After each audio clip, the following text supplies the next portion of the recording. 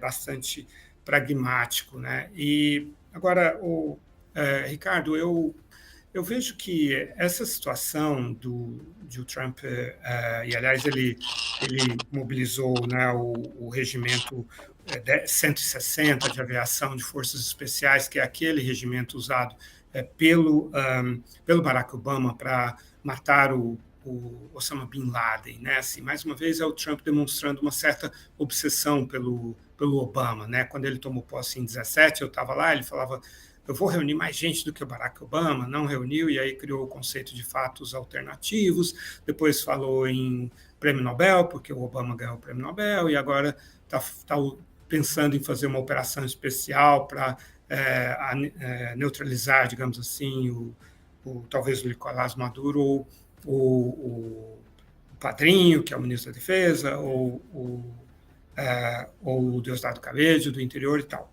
E aí eu vejo a Maria Corina Machado convidando, né, o Trump: venha, nos invada a Venezuela e tal. Como, aliás, eu vi o senador Flávio Bolsonaro falando algo parecido aqui em relação ao narcotráfico no Rio de Janeiro. Eu queria a sua percepção disso, Ricardo. Até que ponto isso dá ou tira a legitimidade de uma liderança da oposição, e que legitimidade teria um regime, um governo, melhor dizendo, que entrasse no Palácio de Miraflores com um tapete estendido militarmente pelo Trump? Isso é uma pergunta excelente, Lourival, e bastante complexa. Eu vou tentar sintetizar a resposta. Em primeiro lugar, o argumento que utiliza a própria Maria Corina Machado é que houve um processo eleitoral onde os direitos políticos dela foram praticamente cassados. A candidata que ela recomendou ou fez a proposta de que fosse uma candidata não permitiram a inscrição dela, que era Corina Jores, e em paralelo fizeram esse movimento com o embaixador Edmundo Gonçalves, que acabou nesse processo eleitoral fraudado, né, onde não se mostraram nenhum tipo de resultados, nem as actas e toda aquela situação. O argumento principal da Maria Corina Machado é que a Venezuela hoje já está invadida, de que está invadida pelos grupos rebeldes da FARC que não aderiram a esse processo de paz, que está invadida pelo ELN, que é o Exército de Liberação Nacional da Colômbia, que os cidadãos estão invadidos pelas organizações criminosas, como o Trem de Aragua, os sindicatos, e que aparentemente existem operações vinculadas a Hezbollah e Hamas no território venezuelano.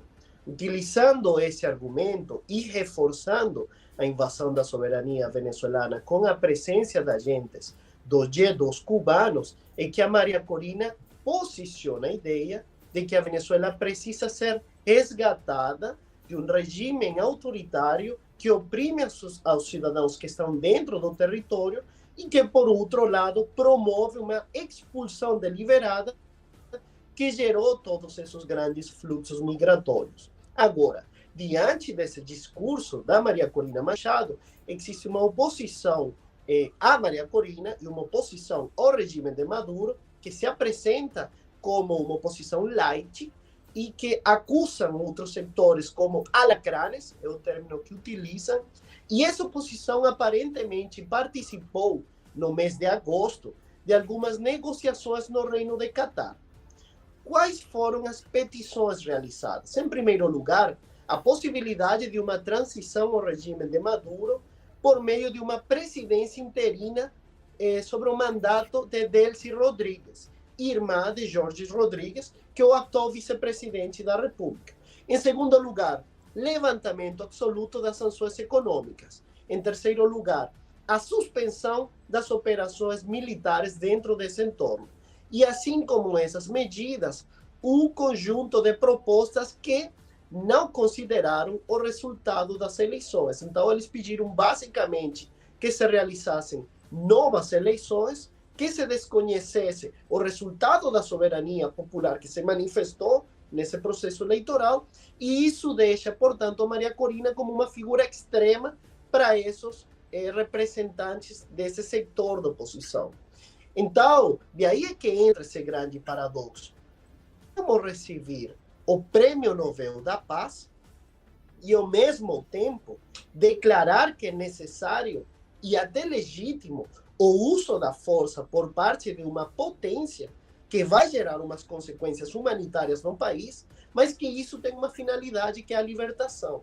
Então, isso é o grande paradoxo dessa situação. E aí é que fica aquela frase que eu até estava brincando com alguns colegas. Civis passem para Nobel. É isso. E é basicamente essa questão. Como é que ela consegue lidar com essa situação? E a pergunta que eu sempre me faço é: até que ponto os venezuelanos legitimam essa opção? Exatamente, uma análise bem completa essa do Ricardo, e bastante isenta, bastante equilibrada. O Gabriel Barbosa diz assim: melhor programa da